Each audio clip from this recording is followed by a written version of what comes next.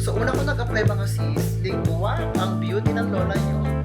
Bakit ito nga mga sis, yung share ko lang sa inyo, yung aking diploma sa accounting and bookkeeping na yan. So, yes mga sis, I'm done packing the orders and now joining and ship outside. Kasi mga tao kasi ko dito. Takot sila sa camera. Ito yung aking sabon mga sis, ang Dental Turmeric Calendula. Ganda siya mga sis. So, ayan, nag-prepare tayo ng orders. So, ito mga sis, Monday ngayon, walang ganong tao dito sa paligid. Pag Monday.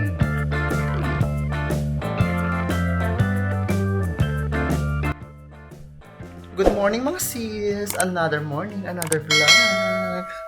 I just woke up mga sis. For today's video, I'm free. And of course, mag-ayos ako dito sa ating kwarto ng ating mga paganito. Dito sa ating room, guys. Let's fix our room! So for today's video, chill. I don't have agenda. Actually, I'm free mga sis. I want to do this later mga sis. These are my soap. I will pack orders because I have orders today. And these are my soap that they are still on curing. So they are not yet ready. Maybe 2 weeks more and we will pack them. At syempre mga sis, gusto ko lang i-flex sa inyo ang ating mga pahalaman. Our plants, I will show you guys because they are so beautiful. So this is my plant guys. This is her, the Monstera.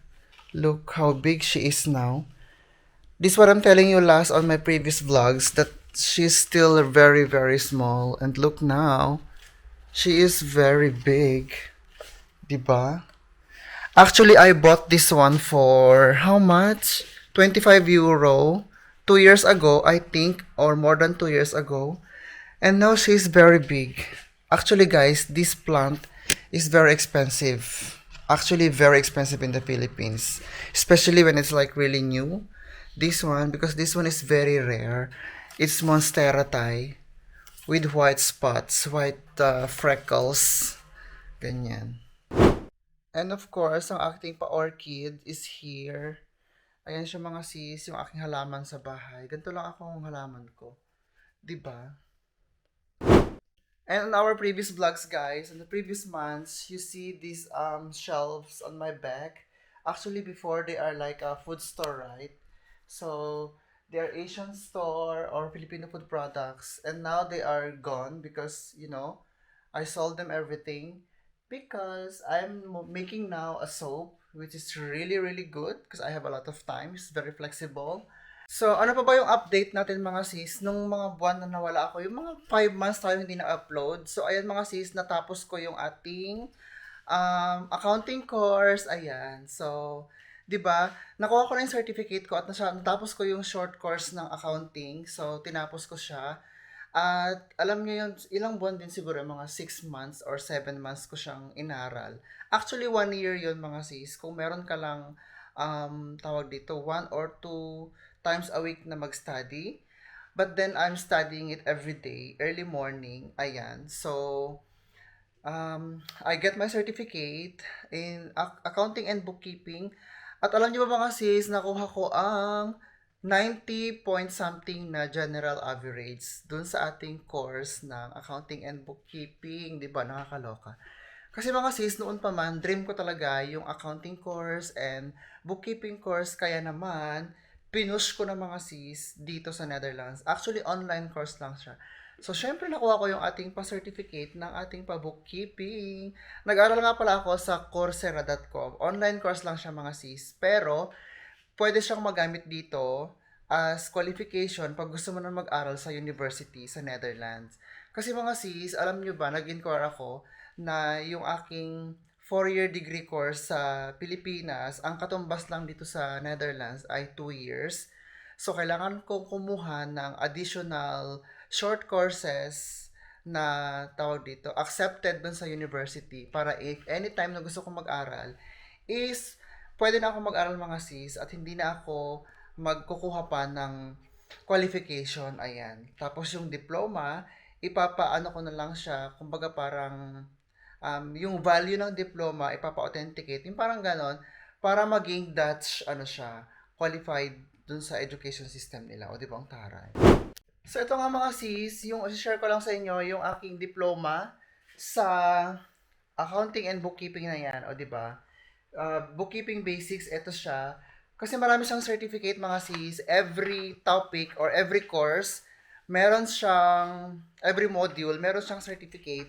So, ito yung first module niya, yung bookkeeping basics, pero marami siya. Tapos guys, may mga score kayo doon na makukuha, meron kayong grade. Tapos yung final level, meron ding final exam. Tapos, yun na yun, makukuha mo na. Pag naipasa mo, makukuha mo na yung official certificate mo. Tapos guys, sa Netherlands, pwede ka nang mag-exam, national exam. Ayan. So, okay na siya, 'di ba? Antalan tayo ng bonggang-bonggang eksena sa exam ng accounting and bookkeeping course. O, 'di ba ang bongga? Kasi mga sis, nag-try akong mag-store, okay siya, bongga naman siya. Marami kami naging customers at maraming bumibili sa ating stores. Kaya lang mga sis, Diyos ko, Lord nga, rag ang beauty. Ang daming oras na kailangan, ang daming effort. Tapos mga sis, okay naman, may kita naman, pero syempre mahati pa sa maraming bagay, halimbawa sa shipping, sa packaging. Tapos yung effort ko, parang na-realize ko, parang ang bongga naman ng aking, tawag dito, effort. Tapos ang daming mga eksena. Tapos, ganito lang yung kikitain mo. So, sabi ko mga sis, alam nyo ba, yung kalagitnaan ng aming kasagsagan talaga ng order, napagoda na ang lola nyo, at na-stress talaga ako ng bonggang-bongga, ayan. Pak, ipaubos ang store, hindi na ako nag-restock mga sis, di ba? So, nag-soap ako. Bakit nga ba ako nag-soap mga sis? Kasi meron dati akong skin problem. Kung nakita niyo sa ating previous vlogs, di ba, yung aking forehead, dito sa aking noo, I have a lot of skin problems mga sis. That's why I created a soap and it's very good. It helps my skin problem because you know what, in Europe country or in cold country, I suffered a lot of skin itch, ganyan, mga allergy, mga white spots. And the thing is, kumakalat siya mga sis, as in, they are like crawling on my face like a crab. Charing. Tapos ang kating niya is so itchy. Then I started to create a soap out of goat milk and turmeric. So ito na nga mga sis, bongga talaga siya, nawala yung aking skin problem sa aking forehead. O, di ba, clear na siya. As in, wala na talaga siya. So, pinahingi ko yon, I give away to my friends, closest family members, dito sa Netherlands and friends, ganon. At bongga nga mga sis yung results sa kanila. And then hanggang sa last, sila ay nagtatanong sa akin hanggang ngayon. So, bongga naman yung pagkasabon mga sis, mas malaki yung kinikita natin, syempre, kumpara sa store, o, di ba? Pero, itong sabon kasi mga sis, pag ginawa ko na siya ngayon, mag-aantay ako ng 6 weeks before ko siya pwedeng ibenta. O, di ba? Sabi ko, alang chill. 6 weeks, makakagawa ko ng napakadami, tapos mag-aantay ako ng 6 weeks, then pwede ko na siyang ipack, ganun. So, yung 6 weeks na yon, pwede akong mag-chill sa sarili ko, pwede akong mag-vlog, pwede akong, alam mo, gumawa ng mga bagay-bagay. I can do my own things within 6 weeks without any pressure, without any chismis, ganon. Tsaka mga alam nyo ba, nag-try ako sa Pilipinas. Ito, nung ano lang, nung February ako nagpa-try, dumating doon, February. Hala mga sis, Diyos ko Lord, yung 100 na soap at saka 100 na salt, parang ganun yata. Tapos, pang trial ko lang. The moment na dumating sa Pilipinas, ayun na, sold out ka agad in one day at nagustuhan ng mga tao. So sabi ng mga tao, sis, kailan ka magkaka-stock ulit, mga sis, Diyos ko Lord. Bumenta ang sabon dito sa Europa, kaya hindi na muna ako nakapag-restock sa Pilipinas. At nagpo-focus ako sa Europe, mga sis. Ayan na naman tayo, sa wala na naman tayong time. O, di ba? Pero gagawa ako ng bongga. I will gonna make a lot of stocks for Philippines. Kasi naman mga sis, meron tayong pa-Shopee. O, di ba? May pa-Shopee ng ating mga pasabon. So, ililink ko sa comment mga sis pagka okay na lahat-lahat. Kaya ito yung aking living room ngayon mga sis. Meron akong mga shelf dyan at puro mga soap ang laman. Actually, ubus na nga eh. Hindi pa ako nakagawa. So actually, gagawa ako soon ng sabon mga sis and subukan kong ipaano sa inyo. Ipakita kung paano ko gumagawa ng mga sarili kong brand na mga sabon. Mga sis, samahan niyo ako na magsabon ng ating muka gamit ang ating sabon. Ito yung aking sabon mga sis, ang Nettle Turmeric Calendula Soap. Ayan, maganda siya mga sis. At syempre ang ating Milky Turmeric Kojic Soap. Ayan. Ano bang ang Calendula Soap? Ito mga sis, pwede sa mga bata, sa mga may skin problem, ganyan. At ito naman, ganun din, pero meron lang siyang kojic content. So, brightening siya. At same time, inaayos niya ang inyong mga skin problem. Syempre mga sis, meron tayo ditong ito, yung Super Salve na gawa din sa botanical herbs, yung Nettle Calendula natin. So, ito mga sis, partner siya. Itong sabon niya, ito naman yung cream niya. O, di ba? Yan ang nagpawala sa aking skin problem mga sis. Nakita niyo naman, di ba, flawless na tayo. Char. So, tara nga mga sis, samahan niyo ako at magsabon tayo ng muka gamit yung ating mga sabon.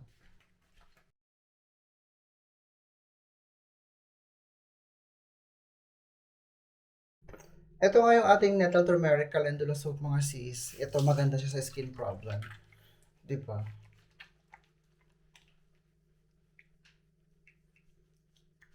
Ito lang yung aking skincare every morning. I'm using my own soap and my own salve. So, since day off ko ngayon mga sis, eto, samahan niyo ako sa aking buhay, day off, kung ano ba ang ating mga ganap pag day off natin. Itong sabon na to mga sis, ito ay gawa sa nettle plant, calendula, at meron siyang goat milk, turmeric, ganyan. Maganda siya mga sis kasi all natural siya. Nung gumamit ako ng all natural, yung gawa kong sabon, ang ganda mga sis. Ito lang talaga yung nakatulong sa aking sabon. Buti na lang may insurance sa Netherlands dahil kung hindi, ang dami ko nang binayaran sa aking skincare na yun na wala namang effect.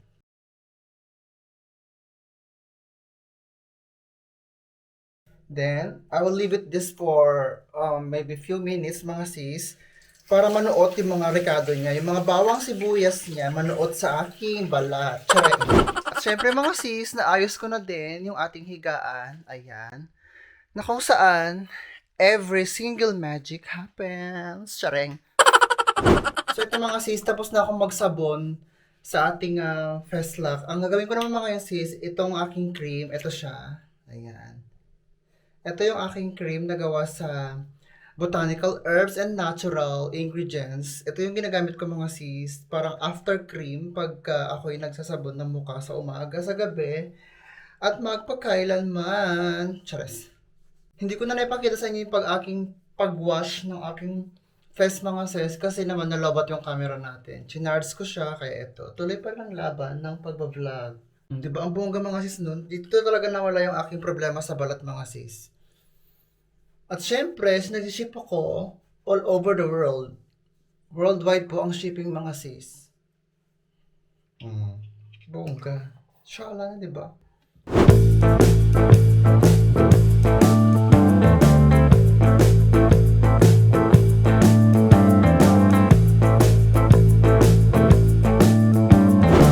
Siyempre mga sis, hindi kompleto ang umaga. My morning is not complete without the tea. And I have here my tea. It says, Goedemorgen. Meaning to say, good morning.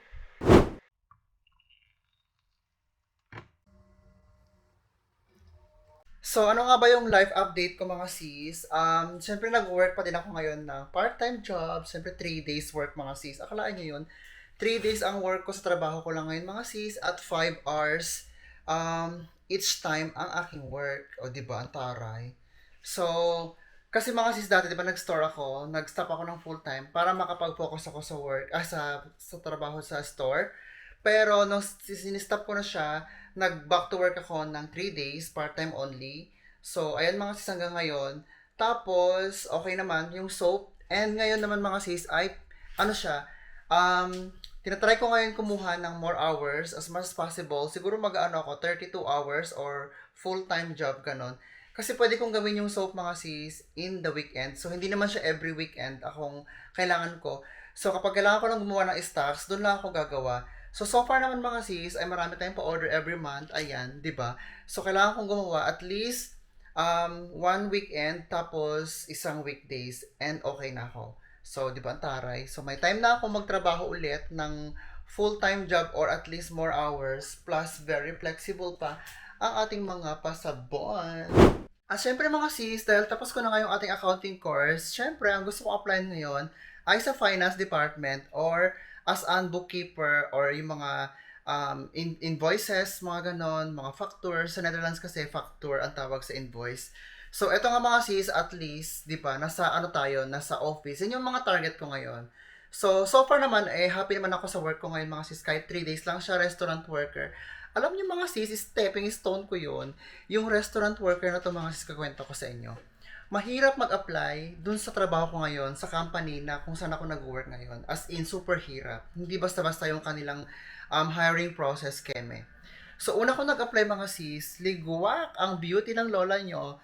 Bakit ako naligwak doon? Kasi, ewan ko ba, sabi sa akin doon na after reviewing your CV, amazing daw, pero meron daw silang kinonsider internal. Sabi ko, okay, internal yung kinukuha. Ngayon mga sis, so syempre dead man ako doon. Nag-apply ako ngayon sa Outsend Bureau, yung tinatawag na recruitment firm sa Netherlands, na kung saan, pag nahirapan ka magtrabaho, mag-apply ka lang doon para mga manpower, ganon. Tapos, ihanapan ka ng client, and then, si manpower ang magiging employer mo, o di ba? So, yun. Normal yun mga sis. So, ato. So, nag-outsend bureau ako. At pagkatapos noon, nag-apply nga ako ng restaurant worker. Sabi ko, okay na ako sa restaurant worker kasi part-time lang naman ito. I just need extra income because I'm doing other things as well. Sabi ko na gano'n. Ito na, Diyos ko Lord, doon ako na-deploy sa company ko ngayon, sa restaurant nila mga sis. O, syempre, binonggahan ko ng trabaho mga sis, di ba? Taray. Kasi, pwede ka nilang kunin directly. Eto na mga sis, first contract ko 6 months. And then, yung second contract ko, natapos ko, yung first contract tapos ko, di ba? And after that mga sis, nung natapos ko yung aking, before matapos yung, ano ba, ang gulo, akla. Before matapos yung aking first contract, ano na ako, tinimbrahan ako na baka daw kunin ako direct. So, binigyan ako ng second contract. Sinabihan ako na standard, kailangan mag-second contract ako bago ako bigyan ng direct permanent contract ng company. So, 6 months, 6 months. In total, naka 1 year muna ako dun sa Outsend Bureau mga sis, bago nila ako i-hire. Dun sa company ko ngayon, eto na. So, before natapos, this year lang mga sis, nung May lang, binigyan ako ng permanent contract ng company at direct na ako nag-work sa kanila. O, di ba? Ang taray. Kasi mga sis, stepping stone ko siya dahil pwede ako mag-apply later on, internal, ng office or ng accounting or ng invoice, anything na may kinalaman sa administration, lalo na sa finance, pwede ko yung applyan, o di ba? Ganun yung mga strategy ko mga sis, pag nag-apply ako ng work dito sa Europe, kahit saan, ganun talaga. Nag-stepping stone ako kasi hindi ko alam later on kung ano yung tawag dito, ano yung pwede kong applyan ulit.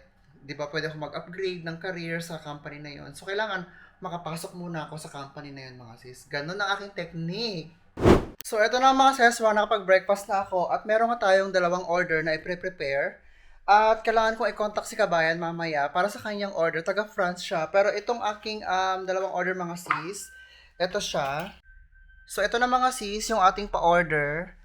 At ang order nila ay ganito. Tigi-isa niyang sabon natin na Nettle Calendula at ang Milky Turmeric. Buti na alala ko, meron pala akong pa-order. So, kailangan kong i-prepare mga sis itong dalawang order. And later, si Kabayan na taga France, i-follow up ko yung kanyang inquiry kasi meron din siyang order mga sis. So, tara samahan niyo ako mag-prepare. So, ayan, mag-prepare tayo ng orders. So, ganito lang mga sis ang aking life, pagka di ba? Mag-prepare ng mga pa-order ng pasabon. O, napakagaan niyang i-prepare mga sis. Kasi ang gaan lang siya, isang ganito lang. Tapos, i-ship ko ito mamaya, ganon. Di ba? Hindi ko na kailangan ng malalaking karton na mabibigat na yan.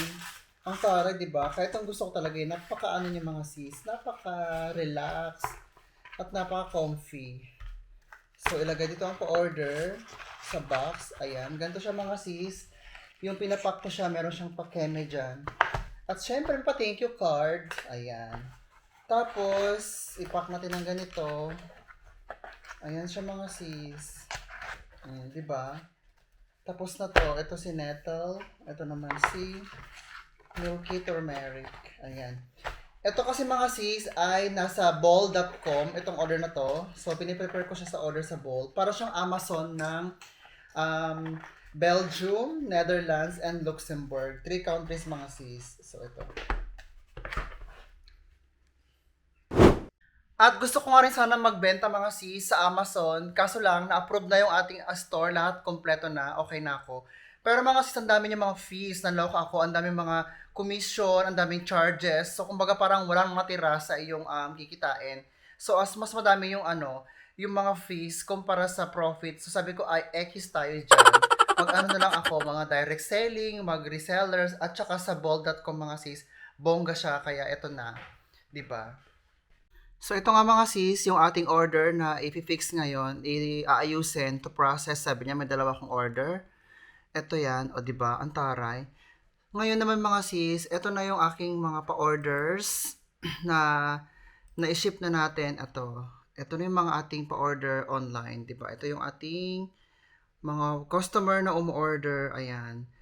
So, madami na rin akong napa-order mga sis dito sa bol.com. Parang Amazon siya. O, di ba? Ang taray. Hmm.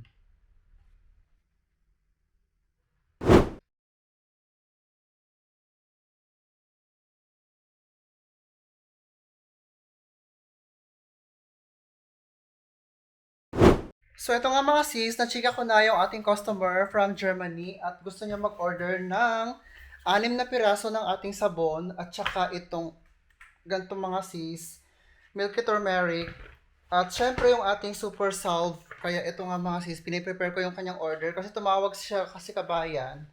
Tapos, ayan. Ang sabi ni Kabayan, isip ko daw muna sa kanya mga sis bago siya magbayad. Sabi ko, no. Payment first before shipping your orders, of course. So, ito yung order niya mga sis. 3 milky turmeric. At syempre, meron siyang salve, super salve. At 3 din nitong ating calendula soap. So, ito na nga mga sis. I-ship na natin ang ating pa-order for today's video.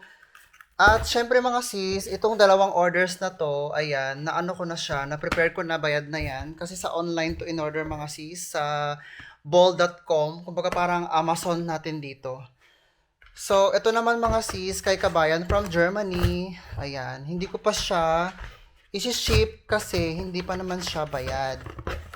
So, saka lang ako mag-ship mga sis, pagka paid na ni customer, ang kanya mga order syempre. 'Di ba? Ayan. At dahil hindi pa bayad si Kabayan, syempre i-prepare ko na lang muna yung order niya mga sis. Naka-ano na siya, pack na siya, naka-prepared na siya, itabi ko lang siya. At ang unahin kong i-ship ay itong kaking mga pa-order dito. O di ba mga sis, ang taray, di ba? Tapos, mamaya mga sis, samahan niyo ako na i-ship ang kanyang order at tuloy mamasyal-masyal tayo dyan sa sentrum namin. Dito nga sa aming lugar.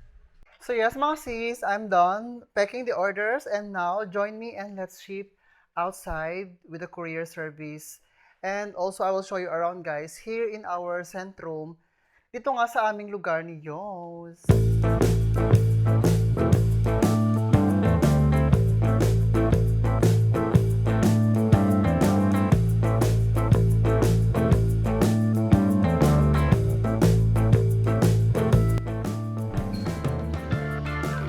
At maliwalas ng mga sis.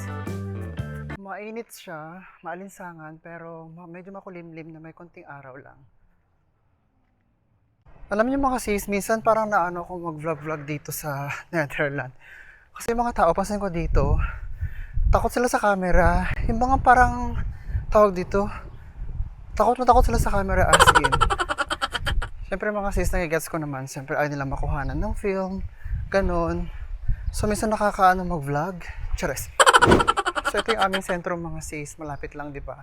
Siguro mga nasa 2 minutes walk sa bahay namin. At ito na yung makikita niyo sa paligid. Ayan. Taray, di ba?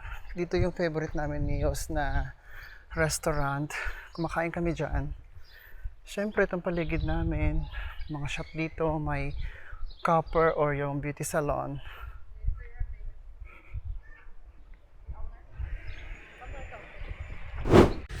So ito mga sis, Monday ngayon, walang gaanong tao dito sa paligid. Alam mo na pag Monday, parang Sunday din yan, rest day, eme. 'Di ba? Ito nga yung restaurant na sinasabi ko sa inyo mga sis. At meron din kami dito bike shop. Ito yung bike shop dito. Kung saan ko pinapa-repair yung mga bike namin. Pero close sila pag Monday. At ito nga ang sentro mga sis. Nasa Hema tayo. Ayan. Walang gaanong tao kasi nga, di ba, sabi ko Monday. Ang mga tao, tulog pa. Sure. Di ba? Ang bongga. Ayan, ang sentrum namin mga sis, dito sa Losden. May mga shop dito, mga bentahan ng mga cheese, ng mga fruits, ganyan. At syempre ito yung mga eye clinic, yung bentahan ng Brill, yung tawag dito ba? Sony Brill. Sunglasses, may barbershop. At syempre mga sis, dito meron tayong mga bilihan ng damit. So ito ang paligid ng mga restaurant, ganyan. Ito. At syempre merong Atos dito mga sis, di ba? Kaya napaka-perfect ng tirahan namin yun kasi malapit sa lahat. Syempre mga sis, meron tayong mga gardens, mga flowers and plants. Ayan siya. At syempre, dito ako mag-ship mga sis sa DHL ng ating pa-orders. 5 minutes walk away from home, at sa sentrum na ako.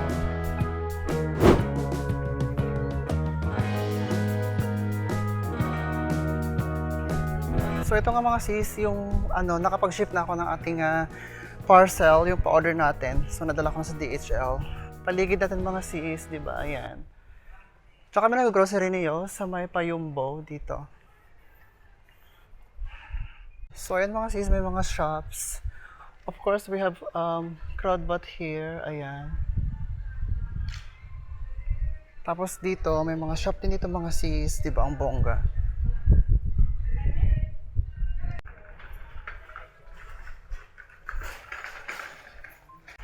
Tapos, ito yung plus shop mga sis. Groceryahan din siya. Alam niyo ba, walang tao dito as in. Parang walang bumibili. Ang laki pa naman, bagong bukas lang to, ang plus. Ayan, sa loob ng plus. Grocery store. Ayan. So, iikot na ako mga sis. Ito, pabalik na to ulit ng bahay. O, di ba ang bongga? Ang lapit ng sentrum natin dito.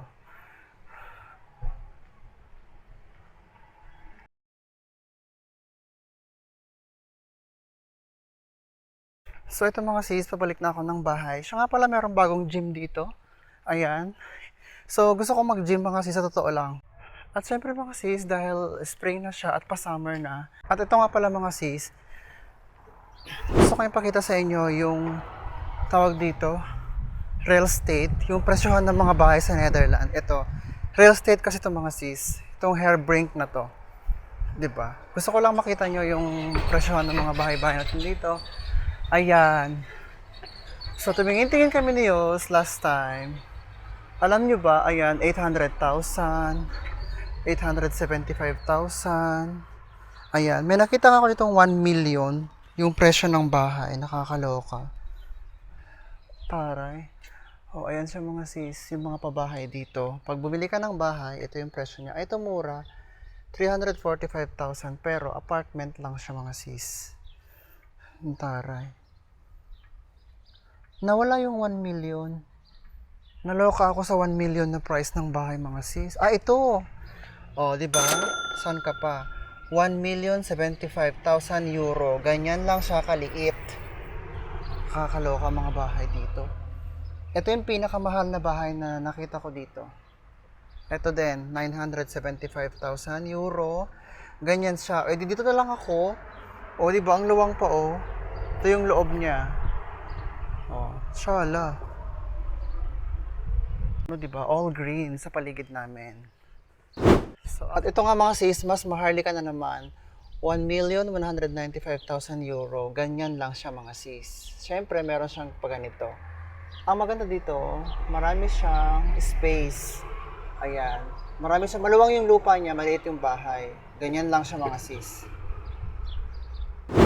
So, yun lang ang hanas mga sis. Pinakita ko lang sa inyo yung presyohan ng bahay dito sa Netherlands. Kasi ganun siya kamahal. As in mga sis, napakahirap i-afford. Kaloka.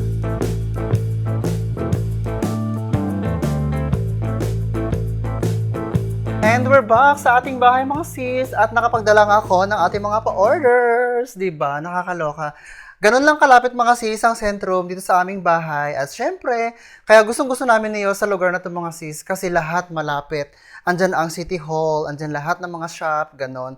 So, napaka-accessible mga sis. At itong tirahan namin ni Yos ay nag-rent lang kami dito. So, tumaas na rin yung renta mga sis. Nasa 1,000 plus euro na ang per month namin ni Yos dito. Diyos ko Lord. Nagtaasan lahat ng mga presyo mga sis. Ayan. So, that's all for today's vlog mga sis. At syempre, sa lahat ng mga nanonood natin mga vlog, ay thank you so much for watching sa ating mga pa-vlog ulit. At sisikapin ko mag-upload mga sis ng ating mga panibagong vlog. Siguro, I will be uploading like maybe 1 or twice a week. Ayan. Para naman hindi sayang ang ating YouTube channel kasi sabi ni follower natin, ito siya, sabi niya, sis, mag-upload ka once a week para di sayang YouTube channel mo. O, di ba? True naman yon, kaya go, i-post natin yan mga sis. Total, marami na akong oras ngayon. Ayan. So, for our next vlog mga sis, abangan ninyo, siguro mag-vlog ako ng pa-London natin at i-share ko sa inyo kung paano mag-apply ng visa papuntang London. O, abangan natin ang pa-London mga sis ha. So, ayan ang ating pa-next vlog. So, thank you so much for watching mga sis sa vlog na ito ng inyong kaseswang. At syempre mga sis, pag hindi ka pa nakapag-subscribe at nanonood ka, syempre mga sis, i-click mo na yung subscribe. Ito siya ang subscribe dyan. I-like mo na rin at i-share mo sa inyong mga friends. Pag wala kayong ginagawa, nagkukutuhan kayo mga sis, i-play ang video ko. Panoorin ninyo, baka naman ma-inspire kayo at baka naman makakuha kayo ng mga tips and tricks, ganon. Pagdating sa mga afam sa buhay-buhay sa Netherlands, ayan. So, yan mga sis, salamat sa panonood ng ating mga pa-vlog at see you again next time. Bye!